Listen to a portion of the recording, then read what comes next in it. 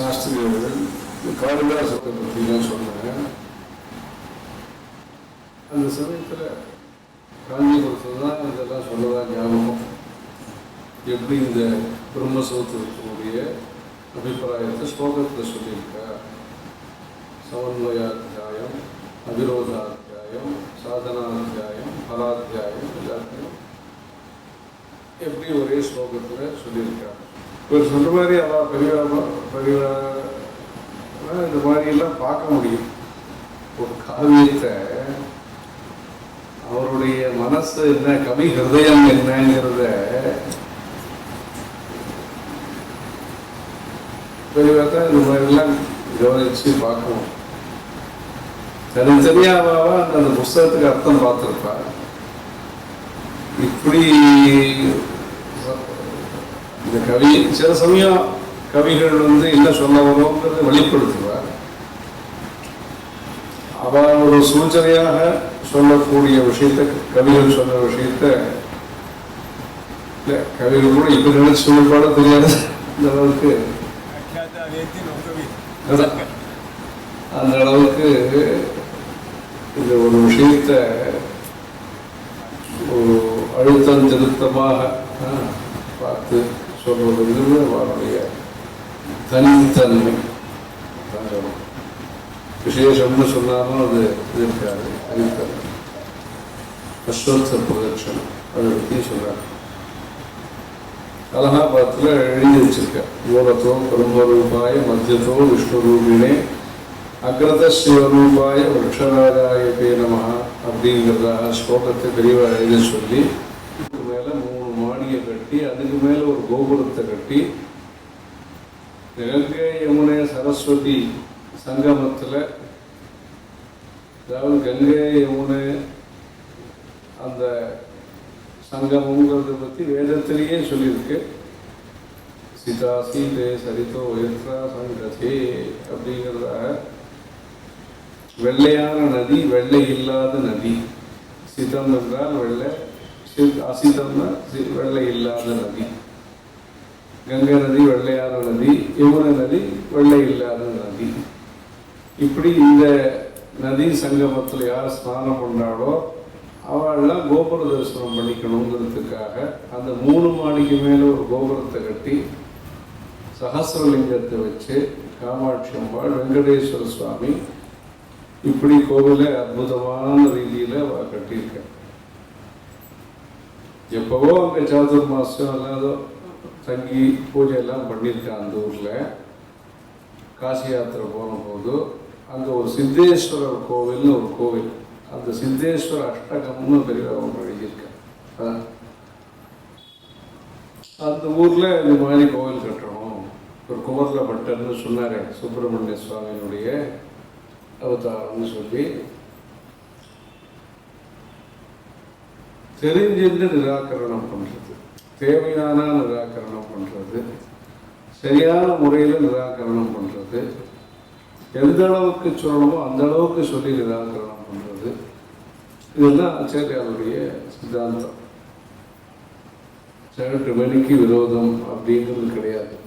எங்கே நல்லது எது இருந்தாலும் அதை எடுத்துக்கணும், நல்லது தான் சொல்லணும், யாரை பற்றியும் நல்ல விதமாகத்தான் சொல்லணும் அப்படிங்கிற அளவுக்கு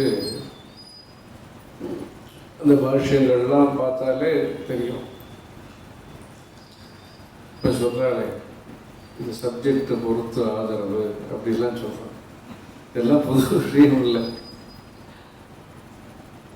அந்த அளவுக்கு நடத்தி காமிச்சவர் ஆச்சாரியர். பெருந்தன்மை அதெல்லாம் பெருந்தன்மைன்னா இந்த ரூட், அது வேற இன்னொரு ரூட் போட்டால் அர்த்தம் வேற. பெருந்தன்மைன்னா அது வேற அர்த்தம். அது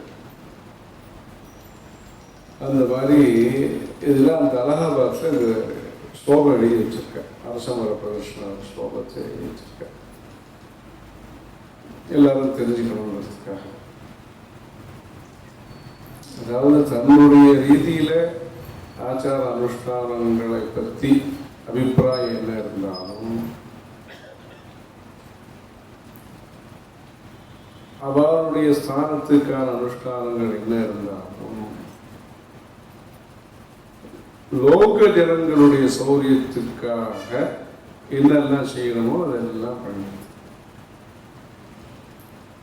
ஒரு குறிப்பிட்ட சமயத்துல கோயிலுக்கே போகாமே இருந்திருக்க.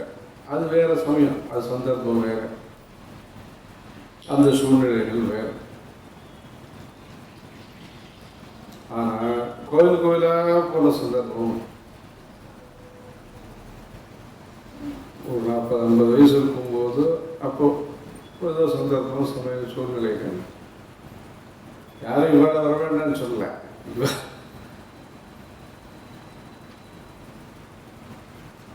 சாஸ்திரங்கள், ஆகமங்கள், அதை பற்றின அபிப்பிராயங்கள்,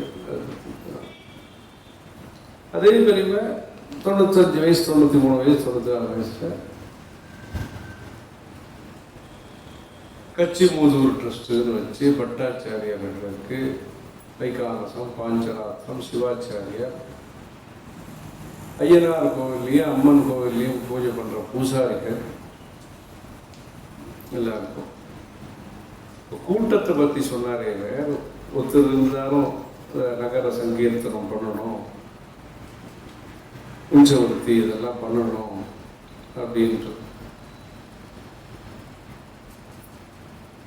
அதில் ஒரு தீவிரமாக இருந்தேன். ஒரு 92-93 வயசு இருக்கும்பொழுது காஞ்சிபுரத்தில் பிள்ளையார்பாளையம் ஒன்று காஞ்சிபுரம் பக்கத்தில் இருக்கக்கூடிய ஜனங்களை ஒவ்வொரு தெருவாரியாக வர சொல்லி அவர்களுக்கு சில அடிப்படை விஷயங்களை பற்றி, இந்து மதத்தினுடைய அடிப்படை விஷயங்களை பற்றி அவளே சொல்லி தனியாக தரிசனம் கொடுத்து, அது ஒருத்தர் அழைச்சின்னு வர வேண்டியது ஒருத்தர் பொறுப்பு. அவர் அழைச்சிட்டு வந்து அது திருவுக்காரெல்லாம் ஒரு 10 பேர் 15 பேர் இருக்காங்க. அவள் பற்றி எதுவும் பேச ஆயிரக்கணக்கான ஜனங்கள் மத்தியில் இந்த மாதிரி கிரம்ஸ்த காலேஜிலையும் பேசணும். கரிவ தத்துவ ஞானங்களை பற்றி இதெல்லாம் பேசின பெரியவாங்க. குங்குமம் எடுத்துக்கணும், விபூதி எடுத்துக்கணும், இன்னும் சிலதெல்லாம் சொன்னால் அந்த மாதிரியான சில விஷயங்கள்லாம் ஜனங்கள்கிட்ட நேர சொல்லி அவள்கிட்ட பழகி ஆக இறங்கி வர்றதுன்னு சொல்கிறோம். அவதாரம்னு சொன்னாலே அதுதான். எங்கேயோ இருக்கிற சுவாமி கீழே இறங்கி வர மனம் இறங்கின்னு சொல்கிறேன். அந்த மாதிரியான ஒரு மனோபாவத்தோட எல்லாத்தையும் பழகி அதுதான் கச்சிமூதூர் ட்ரஸ்ட்டுன்னு அதெல்லாம் வச்சு தான் பண்ண. தர்ம பிரச்சாரம்னு சொல்லும்பொழுது பாண்டித்யம் எந்த அளவுக்கு கௌரவம், பாண்டித்யம் எல்லாத்தையும் தாண்டி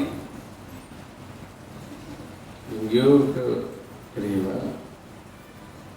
யாருக்கோ பால் கொண்டருக்கு பார்க்கறதுக்கு முன்னாடியே சொப்பனத்தை தரிசனம் கொடுத்துருக்கீங்களா சொல்ல. இந்த மாதிரி எல்லாம் ஒருத்தர் தெரியல, இப்படி இல்லை பார்த்தப்போ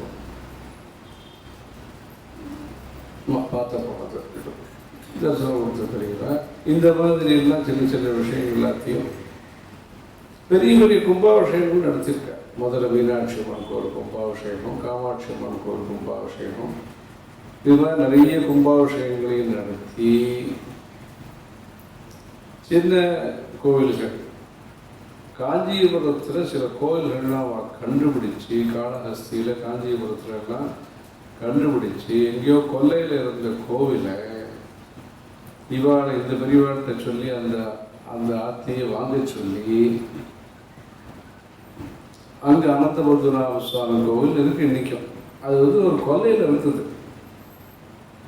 அந்த கொல்லையில் இருக்கிற கோவிலை கண்டுபிடிச்சி எங்கே இருக்குதுன்னு கண்டுபிடிச்சி அது புராணத்தில் இருக்குது, காஞ்சி புராணத்தில் இருக்குன்றது தெரிஞ்சுட்டு அந்த ஆத்துக்காரெல்லாம் பணம் கொடுத்து எல்லாம் பண்ணி வாங்கி அங்கே கோவிலை கட்டி,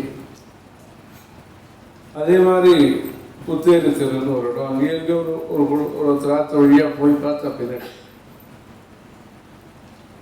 வயல்வெளியில் இருக்கிற கோவில்லாம் பார்த்து மழையினாலேயும் வெயில்னாலேயும் அந்த சிவலிங்கங்கள்லாம் பாதிப்புக்குள்ளாகாமல் ஒரு மேற்கொண்டு ஆச்சாதனம் ஒரு கூரை வேணும் அப்படிங்கிறதுக்காக யாராவது பாட்டிகள் அவர்களெல்லாம் சொல்லி 40,000 50,000 அப்படிலாம் செலவு பண்ணுறாச்சு. அந்த கும்பாபிஷேகத்துக்கும் வந்து கலந்துட்டு லட்சுமீஸ்வரர், கர்கீஸ்வரர், இந்த மாதிரி நிறைய காஞ்சிபுரத்தை சுற்றி நிறைய கோயில்கள், சிவன் கோயில். அதாவது தாத்பரியத்தை கிரகிக்கும். அதனால புதுசாக கோவில் கட்டுறது இருக்கும். இருக்கிற ஏற்கனவே காஞ்சி புராணத்தில் சொல்லியிருக்கிற கோயில்கள்லாம் நித்தியப்படி பூஜை நடக்கணும். மழையினாலேயும் வெயில்னாலேயும் பாதிப்பு இல்லாமல் அதுக்கு ஒரு சின்ன நெய்வேத்தியத்தோட ஒரு பூஜையாக ஒரு கால பூஜையாவது நடக்கணுங்கிறது தானே முன்னிருந்து நடத்தி இதுதான் அவர்கள் கொடுக்கக்கூடிய செய்தி. லட்டு பற்றி சொன்னார். லட்டு வந்து அந்த காலத்தில் கும்பகோணத்தில் அப்போ இருந்த பெரியவாளுக்கு முன்னாடி இருந்த பெரியவா மாடி மேலே இருந்துட்டு பார்ப்பாங்க. இந்த பக்கம் காவிரிக்கார பக்கத்தில், அதாவது அந்த காலத்து வழக்கம் இது மற்றவர்கள் எல்லாருக்கும் சேர்ந்து இருக்கா என்ன அன்னதானங்கள் நிறைய கும்பகோணத்துலேயும் நிறைய பண்ணியிருக்கேன். பெரிய அன்னதானம் ராமலட்சுமணான்னு பேர் அந்த இதுக்கு. அந்த அளவுக்கு நிறைய தர்ம காரியங்கள் பண்ணி பக்தி காரியக்கிரமங்கள்லாம் பண்ணி இன்னைக்கு யாரோ வயசானவங்க ஒருத்தர் கொண்டு வந்து கொடுத்தா ராமநாமா நிறைய இவ்வளோ புஸ்தகம் கொண்டு வந்து கொடுத்தா நோட் புக்கு. என்றைக்கோ பெரியவா அதை சொல்லி அதை மனசில் பதியும்படி பண்ணியிருக்கிறதுனால தொடர்ந்து ஒன்றும் பல பேர் எழுதிட்டு இருக்கா. அதில் அது சந்தையாக பெரியவாளை பிடிச்ச காரியம் பக்தி விஷயம் அப்படின்னு சொல்லி வயசானவ அதுவும் பண்ணிட்டு இருக்கா. சின்ன குழந்தைகளும் எழுதுகிறா. அந்த மூமெண்ட்டு சொல்கிறேன்.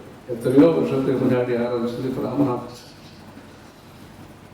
அது தொடர்ந்து ஜனங்கள்லாம் சத்தியாக பண்ணிட்டு இருக்கா.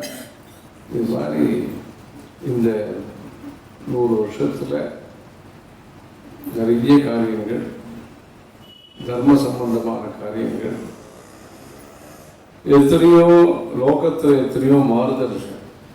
இந்த 100-110 வருஷத்தில் எத்தனையோ மாறுதல்கள், நிர்வாகத்தில் மாறுதல்கள், சட்டங்களில் மாறுதல்கள், ஜனங்களுடைய அபிப்பிராயத்தில் மாறுதல்கள், பொருளாதாரத்தில் மாறுதல்கள், இயற்கை சூழ்நிலையில் மழை வறட்சி அந்த மாதிரியான மாறுதல்கள், படிப்பு ரீதியில் மாறுதல்கள், கரிக்குலத்தில் மாறுதல்கள், குடும்ப அமைப்புகளில் மாறுதல்கள், இப்படி தொழில்களில் மாறுதல்கள், இப்படி எத்தனையோ மாறுதல்கள் அவளும் பார்த்துட்டே பார்க்கும்போதும் அந்தந்த நேரத்தில் எந்தெந்த விதமாக தர்ம பிரச்சாரம் பண்ணணும் அப்படிங்கிறதுக்காக ஒரு வழியை கண்டுபிடிச்சு வித்வான்கள் வழியாக பண்ண வேண்டியது வித்வான்கள் வழியாக பண்ணி குடும்பத்தில் அவளுக்கு சொல்ல வேண்டிய நல்ல விஷயத்தெல்லாம் எடுத்து சொல்லி எல்லாரோடையும் பழகிண்டு. நீங்கள் பார்த்தீங்கன்னா ஹிஸ்டரின்னு எடுத்துன்னு பார்த்தீங்கன்னா மற்ற இடத்துல அவ இதெல்லாம் பிரச்சாரம் பண்ணியிருக்கேன். 1800 கடைசியில் 1900 ஆரம்பத்தில் வடநாட்டில் யாரெல்லாம் தேசத்தை பற்றி பிரச்சாரம் பண்ணியிருக்கா, வேதாந்தம் ஃபிலாசபி பற்றி எப்படிலாம் பிரச்சாரம் பண்ணியிருக்கா, அந்த மூமெண்டெல்லாம் எப்படி ஆரம்பித்து வந்தது.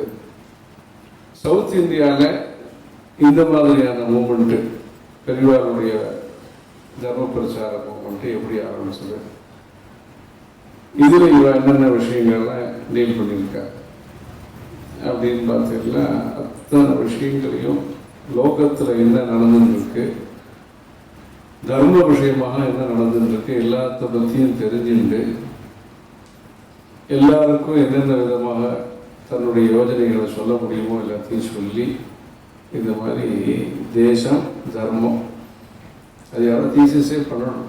ஆக அந்த மாதிரியான விஷயங்கள் எல்லாத்தையும் சொல்லி இந்த மாதிரி ஒரு அருமையான வாய்ப்பு இந்த பகுதி மக்களுக்கு கிடைச்சிருக்கு. அது மற்ற ஊருக்காரர்களுக்கெல்லாம் அந்த அளவுக்கு கிடைச்சிருக்கான்னு தெரியாது. இந்த சவுத் இந்தியன்ஸுக்கு இந்த மாதிரியான ஒரு அவகாசம் பெரியவாரோட பழகிறதுக்கும் பெரியவாரோட நிறைய விஷயங்கள் பெரியவாரோட பக்கத்தில் இருந்து தெரிஞ்சுக்கிறதுக்கும் மிகப்பெரிய ஒரு அவகாசம் கிடைச்சிருக்கு. அதை குறைச்ச சாதனங்களை வச்சுட்டு குறைஞ்ச நேரத்தில் இவ்வளவையும் டீல் பண்ணி அவளுக்கு இருக்கிற டெய்லி ரொட்டீன் அப்படிங்கிறது ரொம்ப பெரிய இது. அதில் நேரங்கள் கிடைக்கிறதே கஷ்டம். அது நடுவில் இவ்வளவு பண்ணியிருக்கேன். இன்னைக்கு எத்தனையோ சௌகரியம் இருக்கிற நேரத்தில் அவருடைய உத்தேசங்களை எந்த அளவுக்கெல்லாம் பிரசாரத்துக்கு கொண்டு வர முடியுமோ, இன்னைக்கு வாகனம் இருக்கு, கம்ப்யூட்டர் இருக்கு, எத்தனையோ நேரம் மிச்சமானது. அதாவது காய்கமான வேலைகளுக்கு, அதாவது சரீரம் மூலமாக எத்தனையோ வேலைகள் பண்ணிட்டு இருந்த அந்த காலத்தில் குடும்பங்களில் அதெல்லாம் எவ்வளோ மிச்சமாயிருக்கு. மிஷின் வந்ததுனால அரைக்கிறதுலேருந்து ஆரம்பிச்சு எத்தனை மிஷின்லாம் வந்திருக்கு. அதனால துணி துவைக்கிறதுக்கு மிஷின் வந்திருக்கு, அரைக்கிறதுக்கு மிஷின் வந்திருக்கு, இல்லை பல மிஷின் வந்திருக்கு.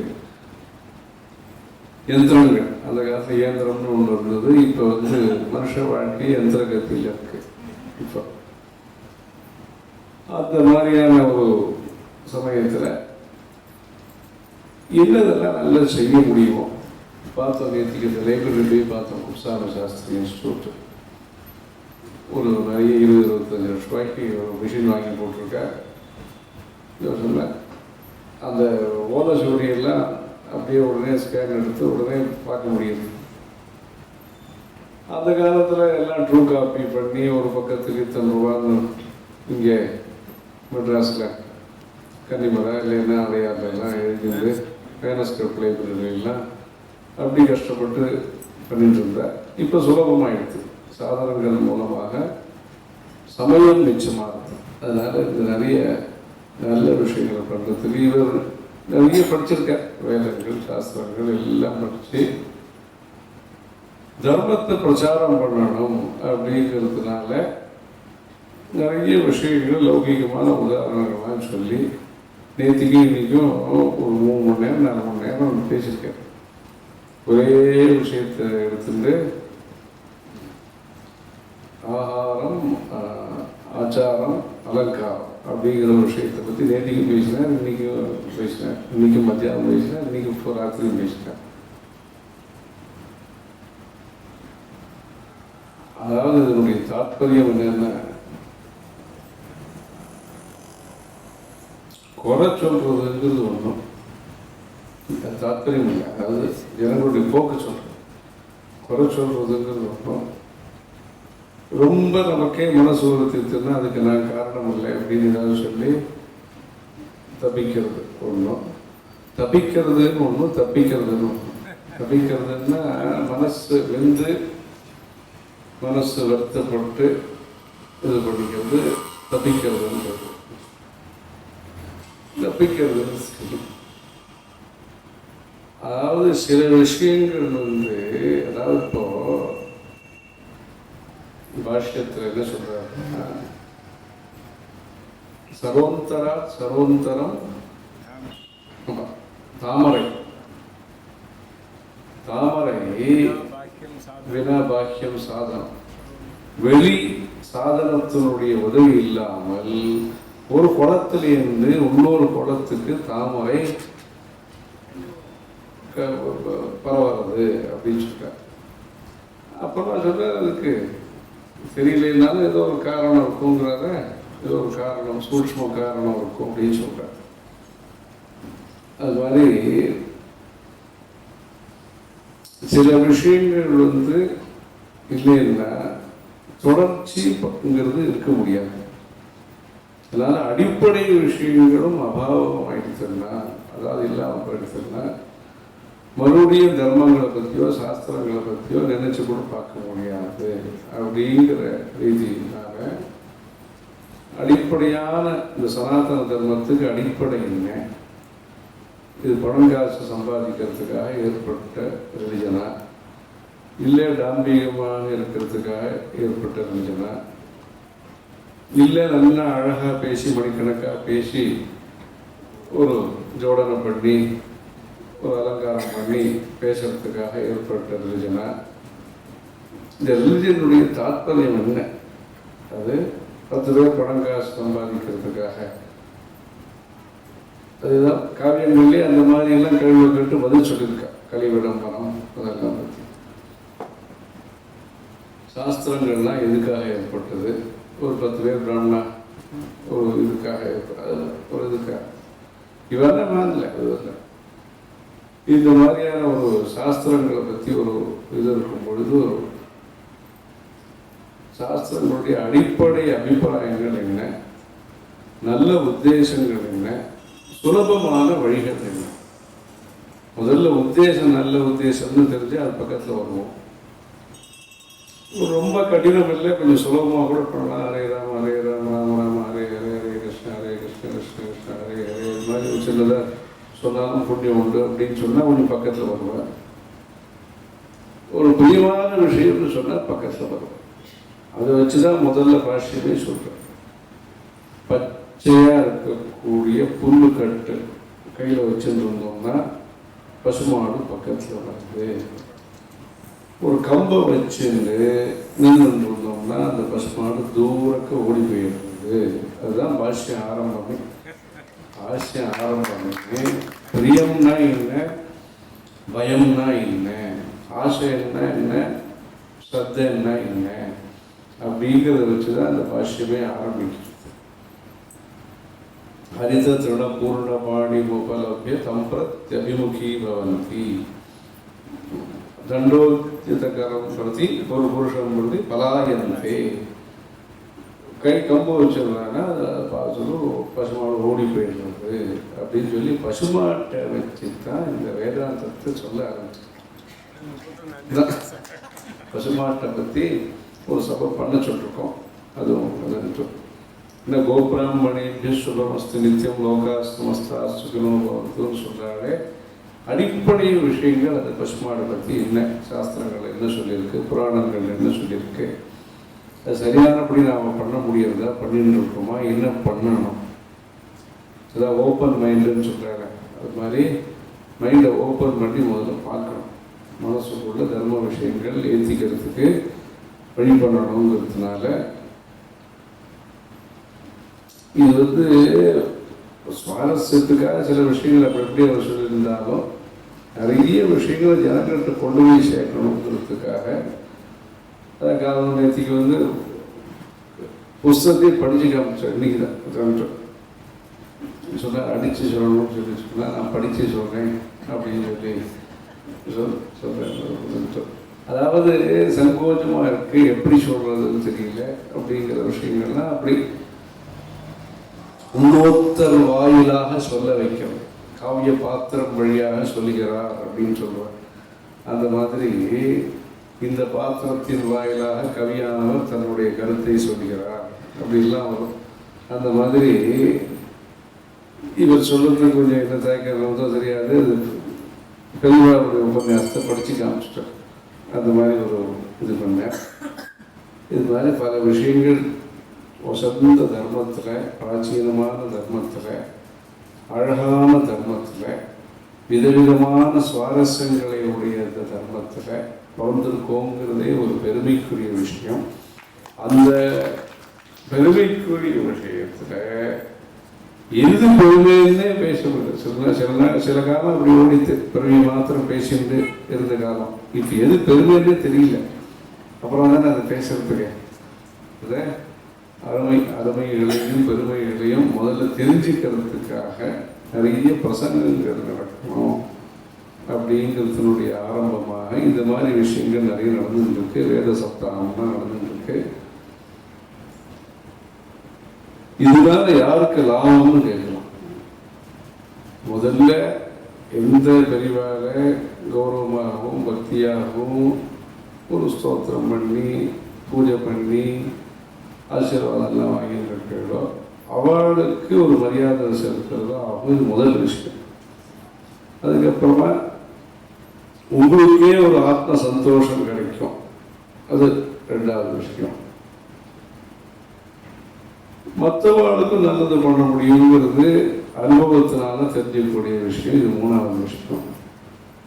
நாலாவது விஷயம், இந்த தர்மம் நன்னாக இருந்தால் தான் மற்றவங்க எல்லாருமே சௌரியமாக இருக்க முடியும் அப்படிங்கிறது நாலாவது விஷயம். இந்த தர்மம் லோகத்தில் பிரச்சாரத்தில் இருந்தால் தான் மற்றவர்களுக்கும் சௌரியம். அதாவது இது எந்த தர்மத்தையும், ஏதாவது நல்ல விஷயத்தையும் அழிக்கக்கூடிய மதம் இல்லை. அதாவது எல்லாருக்கும் தான் ஜெயிக்கணும், தான் தான் முதல்ல இருக்கணும், தனக்கு தான் பெயர் கிடைக்கணும் அப்படிங்கிற பொதுவாக உண்டு. இந்த தர்மத்தினுடைய கொள்கை என்னன்னா, நச்சாரி ஹிம்சா விஜயஸ்டி. எதிராளியால் சிரமம் இல்லாமல் தனக்கு வெற்றி கிடைக்கணும். கேஷுவாலிட்டி கொஞ்சம் கூட இருக்கக்கூடாது, தனக்கு வெற்றி கிடைக்கணும்ன்றது ஒரு அர்த்தம். அருவி ஹிம்சா யதானபவம். அதே மாதிரி சத்ருக்களுக்கும் ஹிம்சை இல்லாமல் தனக்கு வெற்றி கிடைக்கணும்.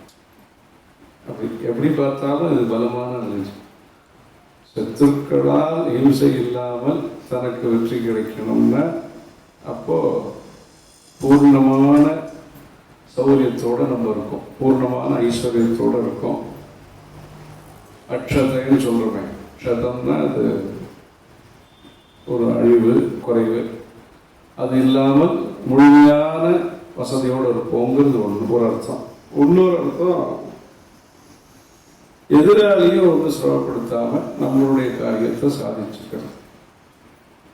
அது ஒரு காவியத்தில் ஒரு இடத்துல ஏதோ சுயமரம் நடக்கிறது. அங்கே போகிற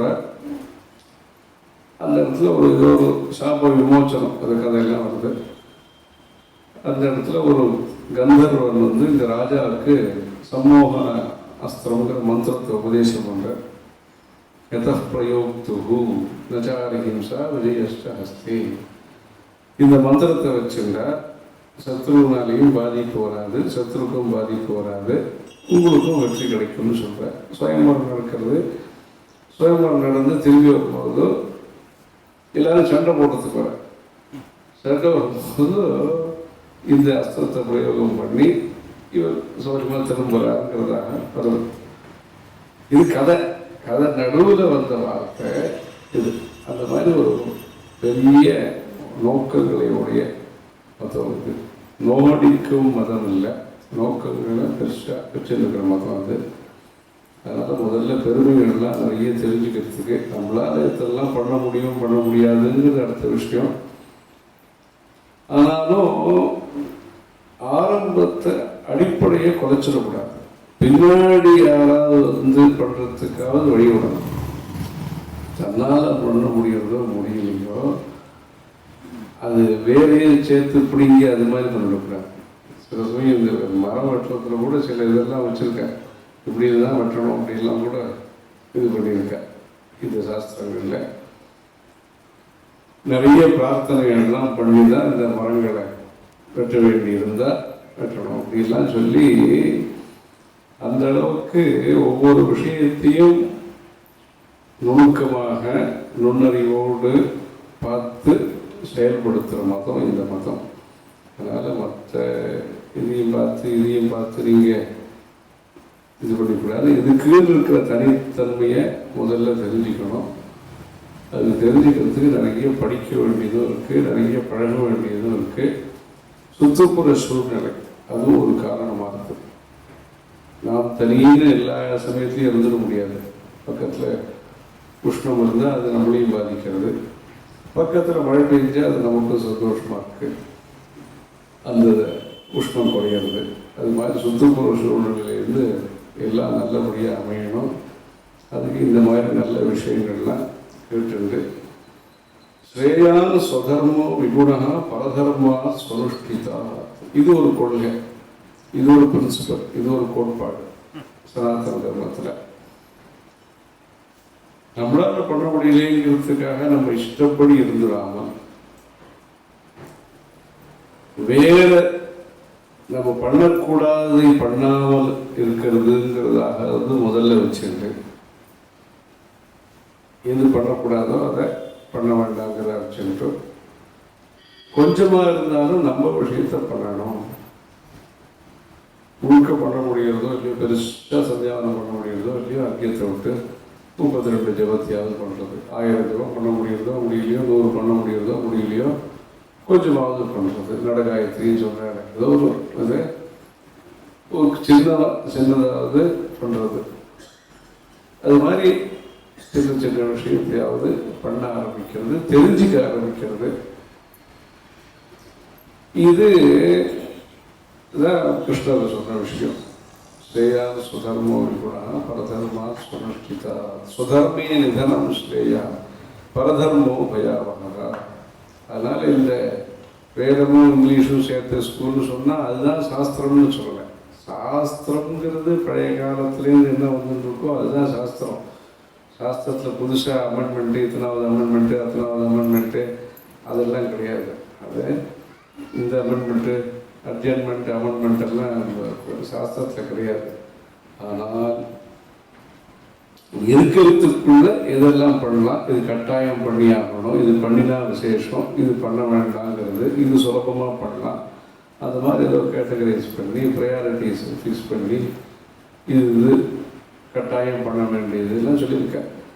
அதனால் நல்ல உத்தேசத்தோடு இதை பார்த்து, ஸ்ரத்தையோடு இதை பார்த்து நல்ல விஷயங்கள்லாம் நிறைய கிட்டுண்டு எல்லாம் எதுக்குன்னா இவர் இது எழுதியிருக்கா சில்வர் ஜூப்ளி வேத பாஷ்ய ட்ரஸ்ட்டு நிறைய முடிவுண்டாங்க வாஞ்சினாரியர் மற்றவெல்லாம் சேர்ந்து நடத்திட்டு அந்த ட்ரஸ்ட்டு. பிராமணேன நிஷ்காரணேன ஷடங்கோ வேதோ தியேயோ ஜேயஸ்ச ரஜத மகோத்சவா அப்படின்னு எழுதியிருக்காங்க சாமியில். அதாவது காரணத்தை எதிர்பார்க்காம வேதங்களையும் சாஸ்திரங்கள்லாம் படித்து முதல்ல தெரிஞ்சுக்கணுன்ட்டோ, படிக்காமையே அதில் ஒன்றும் இல்லைன்னு சொல்கிறதோ இல்லைன்னா அது அப்படி இருக்குது இப்படி இருக்குன்னு சொல்கிறதோ அது வந்து ரொம்ப வித்தியாசமான விஷயம் அது. அதனால் முதல்ல மற்ற படிப்புகள்லாம் எத்தனையோ முயற்சி பண்ணுறேன். இங்கே சாஸ்திரங்கள்லாம் கிடைக்கும்போது இந்த நல்ல அவகாசத்தை உபயோகப்படுத்திட்டு எல்லாரும் நிறைய நல்ல விஷயங்களை தெரிஞ்சுக்கிறதுக்கு எல்லாரும் முயற்சி பண்ணி முதல்ல ரிலிஜியஸ் எஜுகேஷன், மதம் சம்பந்தப்பட்ட கல்வி எந்தெந்த விதத்தை ஒவ்வொரு ஆற்றுலேருந்து ஆரம்பிக்க முடியுமோ அதை ஆரம்பித்து ப்ராக்ரஸ் வரணும்னா முதல்ல ப்ராசஸ் வரணும். ப்ராசஸ் வந்தால் தான் ப்ராக்ரஸ்ங்கிறது வர முடியும். அதுக்கு எல்லாரும் அங்கங்கே என்னென்ன சத்சங்கங்கள்லாம் ஏற்பாடு பண்ணிக்க முடியும் பண்ணிட்டு இருந்தாலும் உங்களுக்கு தோணும் ஏதோ கனப்பாட்டு செலக்ஷன், கனப்பாட்டுகள், வேத பாஷ்ய ரத்னம், சாஸ்திர ரத்னம், கரா இந்த மாதிரி இருக்கிறவர்கள்லாம் இந்த விஷயத்தெல்லாம் சொல்கிறாருன்னா அடிப்படை அவர் வாக்கியார்த்தம்லாம் சொல்கிறவர், வாக்கியார்த்தம் சொல்கிறவர் இல்லைன்னா கிளாஸ் நடத்துகிறவர். இவர் வந்து இந்த விஷயங்கள்லாம் சொல்கிறாருன்னு சொன்னால் சமுதாயத்தில் ரிசோர்ஸஸ், ரா மெட்டீரியல்லாம் இருந்தால் தான், ஆக்சிலரி இண்டஸ்ட்ரியெலாம் இருந்தால் தான் ஒரு இண்டஸ்ட்ரின்னு பண்ண முடியும். பவர் சப்ளை அதெல்லாம் இருந்தால் தான் ஒரு இண்டஸ்ட்ரி பண்ண முடியும். அதெல்லாம் ரா மெட்டீரியலே இல்லாமல், ஆக்சிலரி இண்டஸ்ட்ரியெலாம் இல்லாமல், ரிசோர்ஸஸ் இல்லாமல், மற்ற சப்போர்ட் எல்லாம் இல்லாமல் தனியாக இப்போ வந்து லேபில் மாத்திரம் கண்டுபிடிச்சி பேட்டன் பண்ணி வச்சுருந்து அதை அப்படியே வச்சுருக்க மாட்டிங்கன்னா அது வந்து காரிய ரூபத்தில் பரிமளிக்காது. காரிய ரூபத்தில் பரிமளிக்கணும்னா அதுக்கு ஒரு சொசைட்டிங்கிறது ஃபார்ம் ஆகணும். அந்த சொசைட்டிங்கிறது ஒரே அபிப்பிராயத்தோடு ஃபார்ம் ஆகி பரஸ்பர சகாயத்தோடு அது வந்து முன்னேறணும். அதுக்காகத்தான் இந்த மாதிரியான சின்ன சின்ன அடிப்படை விஷயங்கள்லேருந்து ஆரம்பித்து திடீர்னு ஒரு 20,000 ஜபம் பண்ணி அந்த சுவாமி நமக்கு அனுகிரகம் பண்ணோம்னா அதுக்கெல்லாம் அந்த ஆகார நியமங்கள்லாம் வேணும். திடீர்னு ஆரம்பித்து அதனால தான் லௌகீகத்தில் இருக்கும், அதனால் எதுவும் பண்ண முடியலேன்னு சொல்லாமல் எங்கெங்கெல்லாம் முடியுமோ ஆற்றுலையாவது பண்ணலாம், லீவு நாள்லையாவது பண்ணலாம், காலம்பரம் சாயங்காலமாவது பண்ணலாம். அது அவாவா தீர்மானம் பண்ணிக்க வேண்டிய விஷயம். தைரியத்தோடு பண்ணணும், சங்கோச்சம் இல்லாமல் பண்ணணும், சத்தையோடு பண்ணணும். ஆக லௌகீகம்னு தனியாக ஒரு கம்யூனிட்டி கிடையாது. அதில் வைதிகம்னு சொல்லி தனியாகவும் கம்யூனிட்டி இல்லை, எல்லாரும் சேர்ந்து ரிஷி பரம்பரையில் இருக்கிற எல்லாரும் சேர்ந்து இந்த தர்மத்தை பிரச்சாரம் பண்ணுறது மூலமாக, அனுஷ்டானம் பண்ணுறது மூலமாக மொத்தமாக சொசைட்டிக்கு பெனிஃபிட் கிடைக்கிறது. அதில் பல விஷயங்கள் லோகத்திலே பார்க்குறோம். சமுதாயம் எப்படி இருக்கோ அதை பொறுத்து தான் பலன்கள் அமையிறது. அது மாதிரி நல்ல ஒரு என்விரான்மெண்ட், சுற்றுப்புறங்கள் அமைஞ்சு அது மூலமாக எல்லாருக்கும் நல்லது வர்றதுக்கு இந்த மாதிரியான நல்ல விஷயங்கள் அங்கங்கே கூடி இருந்து தெரிஞ்சுண்டு ஸ்வதர்மம் ஸ்வபாவம் அப்படின்னு ரெண்டு சொல்லிட்டு இருக்கோம். அங்கே டெல்லியில் ஒரு ப்ரோக்ராம் ஆரம்பிச்சிருக்கு, காலேஜ் பையன்களுக்காக ஒரு ப்ரோக்ராம் ஆரம்பிச்சிருக்கு. கோவில் குளம்லாம் பார்க்கணுன்ட்டு சின்ன வயசுலேயே யுவா தீர்த்த யாத்திரைன்னு சொல்லி, வயசான அப்புறம் தீர்த்த யாத்திரை போகிறதுன்னு வேறு. இப்போ இங்கே எல்லாம் வயசானவா இருக்காருன்னா அந்த டிரைவர்கள் தான் பார்த்துக்கிறாங்க. நிறைய பேர் இங்கே குழந்தைகள்லாம் வெளிநாட்டில் இருக்கா, இங்கே வந்து இது மாதிரிலாம் பார்த்துக்கிறாங்க. இது மாதிரி இதில் தீர்த்த யாத்திரை சின்ன வயசுலேயே தீர்த்த யாத்திரை பண்ணுறதுக்காக டெல்லியில் ஆரம்பிச்சிருக்கு. அதில் சொல்லும் பொழுது பாரத் கா ஸ்வரூப், பாரத் கா ஸ்வதர்ம, பாரத் கா ஸ்வபாவ். ஸ்வரூபம் தான் முதல்ல எவ்வளோ பெருசு பாரத தேசம், முதல்ல எவ்வளோ பெருசுன்னு தெரிஞ்சுக்கிறதுக்காக காந்தாரம் வரைக்கும் எவ்வளோ பெருசு இருக்குது இந்த தேசம். அதே மாதிரி ஸ்வபாவம், இந்த பாரத தேசத்துடைய ஸ்வபாவம் என்ன, எல்லாரும் எப்படி ஒரு குடும்பத்தினுடைய பிரச்சனைகளை தீர்க்கிறதுலேருந்து ஆரம்பித்து லோக பிரச்சனைகளை தீர்க்கிற வரைக்கும் எந்த விதமான அப்ரோச்சு இந்தியன்ஸுக்கு இருக்குது, முன்னாடியிலேருந்து எப்படி இருக்குது. எல்லாருக்கும் பல பிரச்சனைகள் இருக்குது, பல பேர் அந்த பிரச்சனைகள்லேருந்து வெளில வர, அது எந்த விதமாக வெளில வர, அதெல்லாம் இந்தியாவில் என்ன மாதிரியான சிஸ்டத்தை அடாப்ட் பண்ணி இங்கே பண்ணிட்டுருக்கா அப்படிங்கிறதுக்காக பாரத்கா சுபாவம் அப்படின்ட்டு, சுபாவம் நிரப்பிக்கிறதுல தர்ம சுபாவம் எப்படி அப்படிங்கிறதுக்காக விட்டு கொடுக்கறது, சேர்ந்திருக்கிறது, இதெல்லாம். இப்போ லோக பிரச்சனைகள்லாம் கூட தீர்த்துடலாம் இருக்கு, குடும்ப பிரச்சனை தீர்க்கிறது தான் மிக சிரமமான விஷயமா தெரியும். இப்போ அந்த மாதிரியான விஷயங்கள், மற்ற விஷயங்கள்லாம் கூட ஏதோ மர்ஜர் அப்படின்னு சொல்லி அது அங்கே வந்து கம்பெனிஸ் எல்லாம் மர்ஜர் ஆகிடுறது, குடும்பங்கள்லாம் மர்ஜராக இருக்கிறது, அது மக்கராகிடுறது. அது மாதிரி இந்த மாதிரியான ஒரு சூழ்நிலையில் தர்மம் எப்படி லௌகிகமான வாழ்க்கைக்கு, நியாயமான லௌகிகமான வாழ்க்கைக்கு தர்மம் என்பது எப்படி உபகாரகமாக இருக்க முடியும், எப்படி ஒத்தாசை பண்ண முடியும், தர்மங்கிறது எப்படி ஒத்தாசை பண்ண முடியும், அதுக்கு நீதி சாஸ்திரம் என்ன சொல்கிறது, புராணங்கள் என்ன சொல்கிறது, ஸ்தோத்திரங்கள் என்ன சொல்கிறது, நாசுக்கா என்ன சொல்கிறது, வெளிப்படையாக என்ன சொல்கிறது, அதான் சொல்ல நாசுக்கா எப்படி சொல்கிறாருன்னா இந்த மாதிரி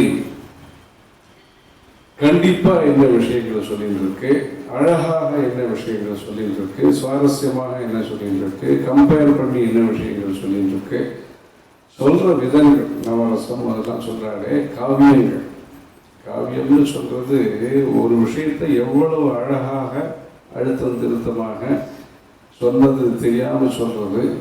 அந்த மாதிரி அலங்கார சாஸ்திரம்னா அதுதான்.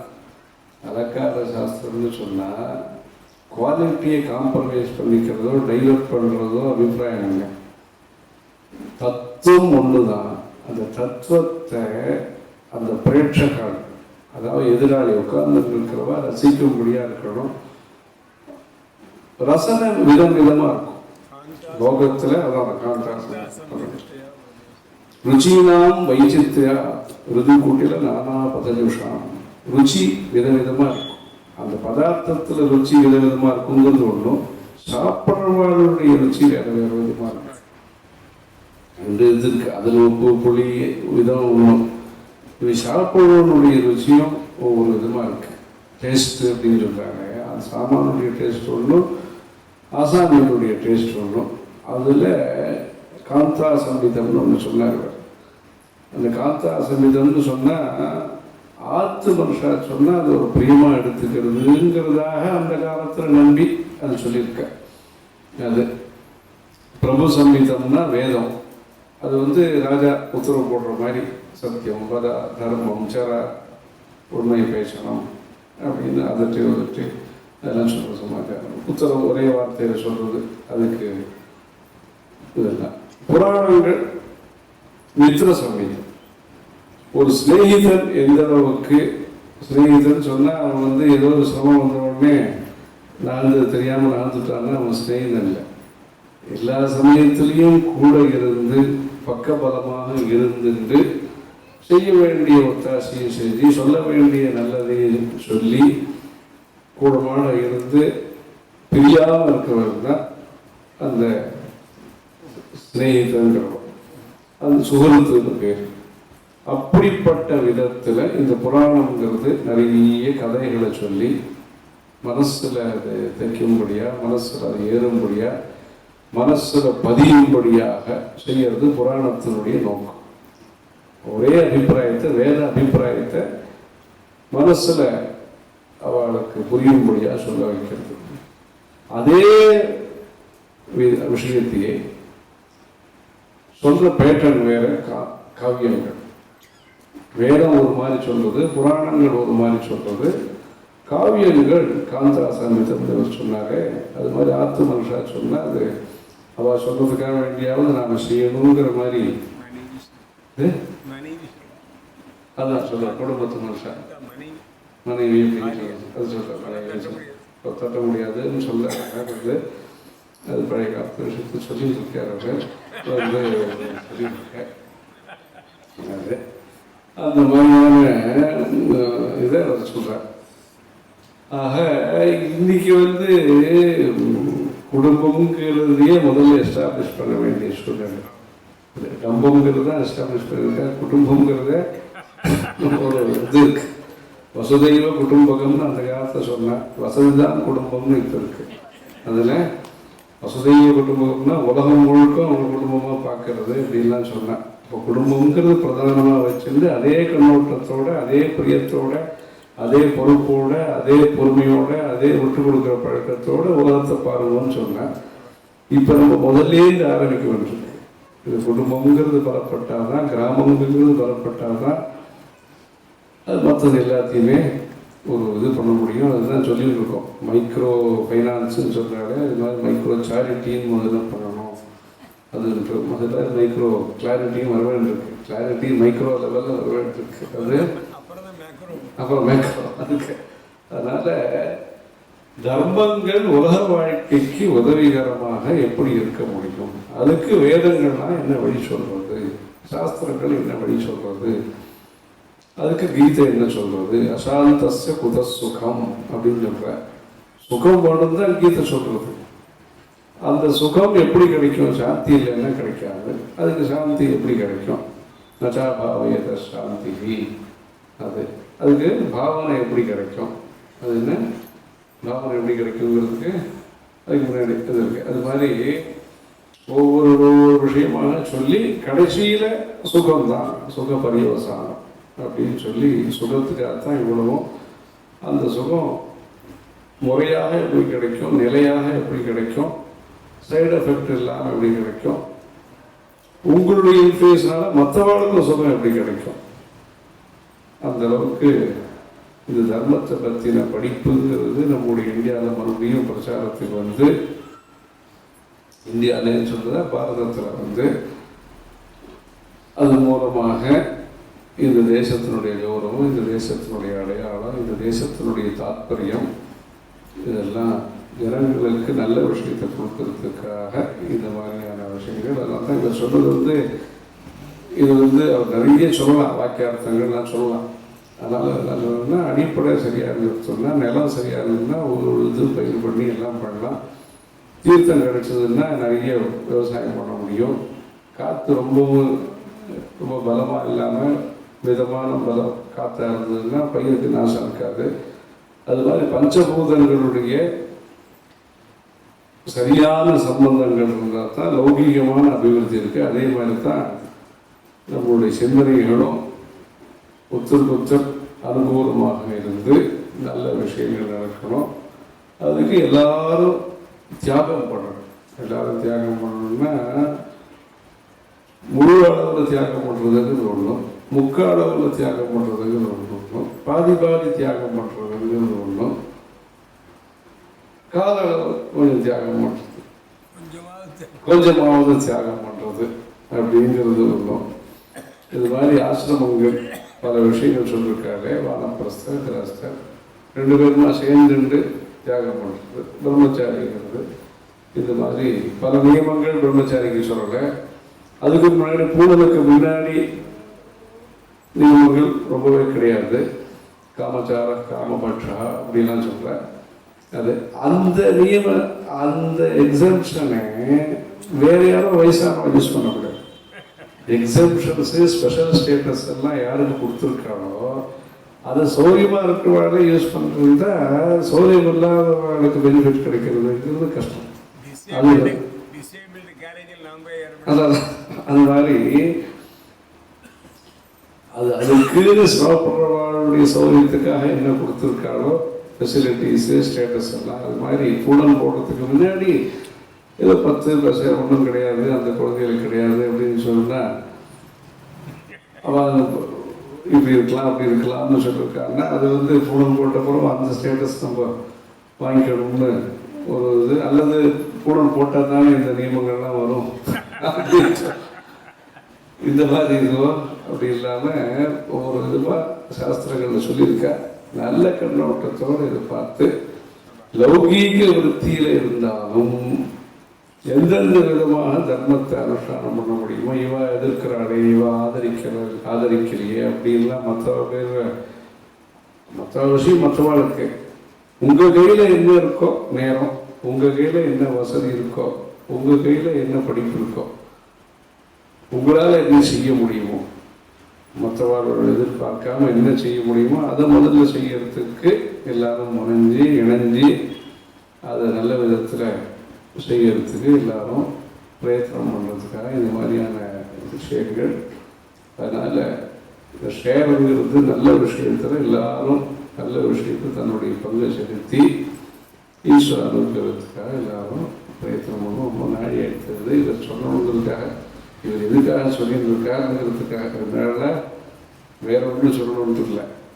இந்த விஷயம் முடிச்சுருந்தாங்க.